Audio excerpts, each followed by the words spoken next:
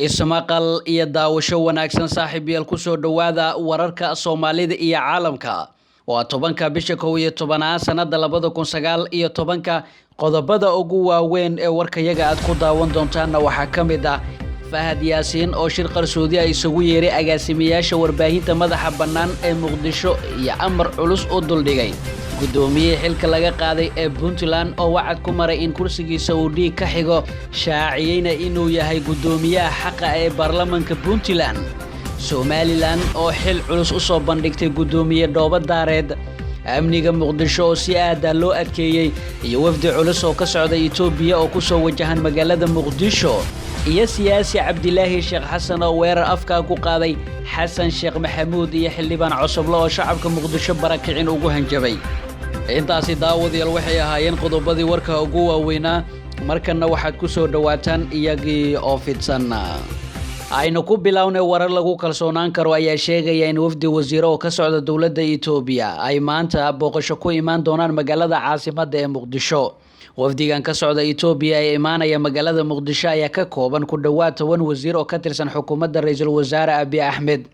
ujeedada ay wasiiradan Muqdisho u imaanayaan ayaa lagu sheegay inay tahay ka shaqaynta fulinta iyo dardargelinta waxyaabihii labada dal ay ku heshiiyeen sanadkii hore kadib booqashadii uu Muqdisho ku yimid ra'iisul wasaare Abiy Ahmed booqashadii bishii Juun ee sanadkii 2018 oo Muqdisho ku yimid ra'iisul wasaaraha Itoobiya Abiy Ahmed ayaa waxay isaga iyo madaxweynaha Soomaaliya Maxamed Cabdilaahi Farmaajo ku heshiiyeen qodobo dhowr oo qayb ka yahay isdhexgalka labada bulsho qodobka toddobaad ee heshiiska labada dal oo ahaa kan ugu culus oo muran ka dhexdhaliyay bulshada iyo siyaasiyiinta mucaaradka ayaa ahaa in 4 dekedood ay maalgashato Itoobiya iyo dhismaha laami isku xira Soomaaliya iyo Itoobiya wasiiradan ayaa kulamo Muqdisho kula qaadan doona wasiirada Soomaaliya waxaana la isla meel dhigi doonaa fulinta heshiisyadii ay wada saxiixdeen Abiy Ahmed iyo madaxweyne Farmaajo dawladda Soomaaliya wali ma aysan ka hadlin wafdiga maanta magaalada Muqdisho imaanaya waxaana la dareemayaa qabanqaabo lagu soo dhaweynayo ay wadaan qaar ka tirsan wasiirada xukuumadda Xasan Cali Khayre heshiiska ay kala saxiixdeen madaxweyne Farmaajo iyo ra'iisul wasaaraha Itoobiya Abiy Ahmed ayaa dood badan ka dhexdhaliyay shacabka Soomaaliyeed waxaana durba soo baxday in Itoobiya lagu wareejinayo 4 deked oo ku taala Soomaaliya dhinaca kalena majalada Hon Observer ayaa soo bandhigtay kulan qarsoodi oo ka dhacay magaalada Muqdisho dhowr habeen ka hor kaas oo hadda xogo laga helay wixii laga hadlay kulankaas ayaa waxa markii horeba madaxda warbaahinta loo sheegay inay la kulmi doonaan wasiirka amniga Soomaaliya Maxamed Abuukar Islow iyo wasiirka warfaafinta Soomaaliya Maxamed Cabdi Xayir Maareeye kulanka ayaa ka hor waxa kaamirooyinka iyo mobilada laga reebay wariyaasha iyo madaxda warbaahinta loo yeeray iyadoo kulanka uu goobjoog ka ahaa Cabdi Nuur Maxamed Axmed oo ah agaasimaha warfaafinta ee madaxtooyada Soomaaliya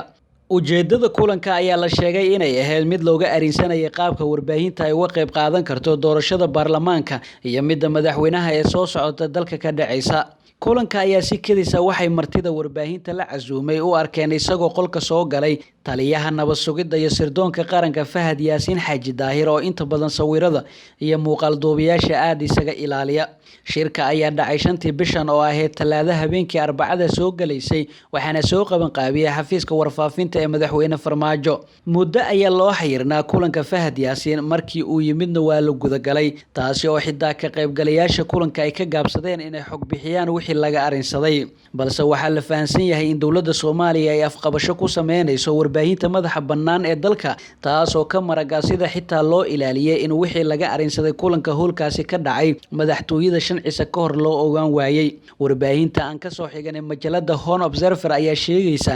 in cagajugleen ay dareemeen oo warbaahinta madaxa bannaan shakhsiyaadka ka socday loo sheegay inay joojiyaan wararka lidka ku ah dawladnimada ay baahinayaan macada wada shaqaynta lagu balamay kulankaasi iyo sida ay noqon doonto maadaama tiro saxafiyiin oo ka howlgala magaalada Muqdisho ay waayihii dambe wadeen cabasho ay ka qabaan mas'uuliyiin ka tirsan dawladda oo dil ugu hanjabay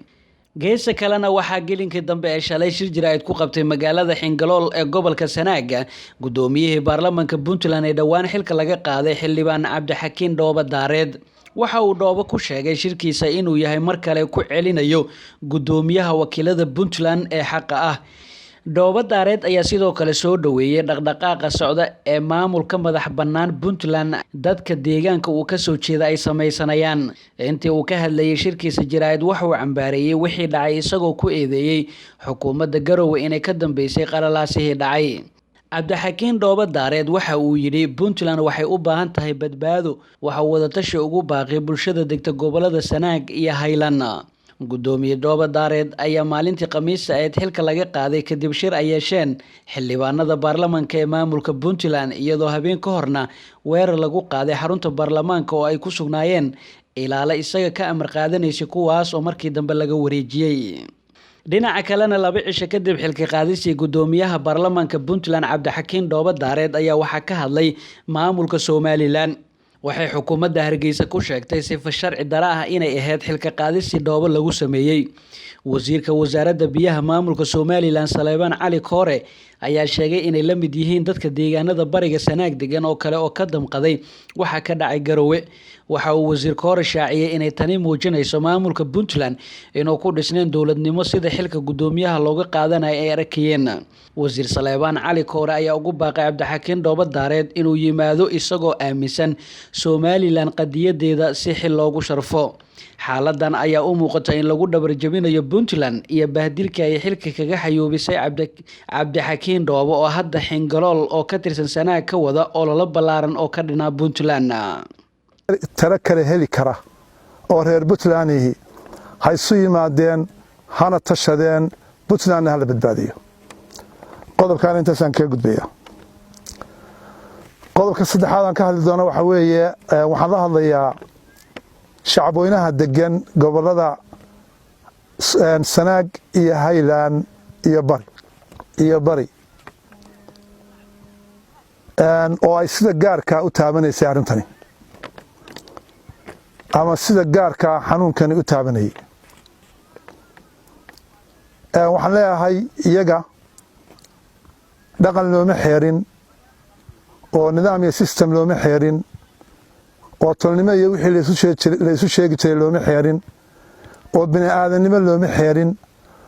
oo meel u badqabtaa ma jirto. waxaan leeyahay oo aan soo jeedinayaa dal iyo dabadba wixii joogaa tala inay isugu yimaadaan degdeg ah kana tashadaan qaabkii ay Puntland loo dhiirigarayn lahaayeen maadaama ay ka weecatay mabaadiidii iyo ahdaaftii iyo wadalaanshihii lagu dhisay. tala degdeg ka yeesha ayaan leeyahay. baaqaasaan u soo jeedinayaa waana rajaynayaa inay aqbalaan oo qaataan. waxaana leeyahay si degdeg ah in la isugu yimaado. anigana insha Allah waxaan rajaynayaa dadku way eegayaan war hadal bayna iga sugayaan iyo wax iga soo baxa kana ugu horeeya waxaan ugu baaqayaa shir wada tashi ah oo la isugu yimaado. waxaan kaloo insha Allah samayn doonaa aniguna waxaan mari doonaa mandaqada gabi ahaan waan mari doonaa mandaqada waayo dadka codsaday especially magaalooyinka waaweyn insha Allah waan tagi doonaa waana la kulmi doonaa talo wixii ay qabaanna waa ururin doonaa markuu soo dhamaado safarkaas iyo socodkaasina insha Allah wixii ka soo baxa waan idin la wadaagi doonaa. laakiin waxaad ogaataan oo ku tashataan oo u weel qaadaan oo isu sheegtaan inuu noqdo in la isu yimaado lana tashado. siyaasiga Cabdilaahi Sheekh Xasan horeyna u soo noqday wasiir ka tirsan maamulka Koonfur Galbeed haddana kamid ah xisbiyada mucaaradka ayaa weerar culus ku qaaday xisbiyada ku midoobay madasha xisbiyada qaran. Cabdilaahi Sheekh Xasan ayaa sheegay inaan loogu yeeri karin xisbiye qaran oo midoobay maadaama uu sheegay inaysan isku tagin guud ahaan xisbiyada dalka oo ku dhow 60 xisbi. Cabdilaahi Sheekh Xasan oo ka jawaabayay hadal uu sheegay xildhibaan Cabdiqaadir Cusublo oo ahaa inaan dadka Muqdisho lagu qasbin inay u qaxaan ceelasha biyaha ayaa ku tilmaamay inuu ahaa hadal aan fiicneen isla markaana aysan hadda habooneen in dadka Muqdisho la qaxiyo. in qof raba inuu xil ka qabto Soomaaliya yiraahdo waxa noo balana ceelasha biyaha oo noo banaan waa nasiib daro wax la aqbali karana maahan waxaan rajaynaynaa inuu xildhibaan cudurdaar ka bixiyo waxa laga yaabaa in ilmihiisa dibadda ku nool yihiin waxa laga yaabaa inuu malaayiin dollar iska haysto wuxuu haystaa baasaboor ajnabi ah waxaan ku sheegayaa dadka Muqdisho ma rabaan dhibaato kale ayuu yiri Cabdilaahi Sheekh Xasan ayaa madaxdii hore dalka madaxweyne uga soo noqday ku eedeeyay inay iyagu horey ugu soo tunteen dastuurka loogana baahan yahay inay marka hore cudurdaar ka bixiyaan kadibna ay dawladda hadda jirta ku dhaliilaan qaladaadka ay ka galayso dastuurka waxa uu si gaar ah madaxweynihii hore Soomaaliya Xasan Sheekh Maxamuud ugu eedeeyay inuu qaladaad badan ka galay dalka loona baahan yahay in arintaasi cudurdaar uu ka bixiyo dastuurka ayuu sheegay inuu qorayo inaan qof gurigiisa la baari karin lana soo xiri karin iyadoo aan waraaq laga haysan maxkamad waxaana uu isweydiiyay hadii uu taasi sameeyay madaxweynihii hore Soomaaliya Xasan Sheekh Maxamuud waxa kala dhiman ee uu sheegay maxuu yahay ugu dambeyntiina ciidamada maamulka Puntland ee ka tagay balad xaawi isla markaana gaaray magaalada Luuq ayaa markii ugu horeysay si rasmi ah u hadlay iyaga oo shaaca ka qaaday sababta ay u goosteen ciidamadan oo gaaraya ilaa 210 askari ayaa wararka aan hore u baahinay waxaan ku sheegnay inay ku biireen ciidamada dawladda federaalka ee Soomaaliya Maxamed Cabdi Muudey oo ah sargaal ka tirsan ciidamada ayaa xaqiijiyay inay qaateen go'aan ah inay ka baxaan ciidamada Puntland kuna biiraan kuwa qaranka hadda kadib waxaan si toos ah u hoostageynaa dawladda dhexe markii ugu horeysay waxaan ahayn ciidamada dawladda federaalka ka hor inta aan la aasaasin Puntland Maxamed Cabdi Muudey oo wareysi siiyay idaacada BBC-da ayaa sidoo kale sheegay in go'aanka ay qaateen uu sabab u ahaa isfaham waa dhexmaray iyaga iyo maamulka Puntland ee uu hogaamiyo madaxweyne Axmed Madoobe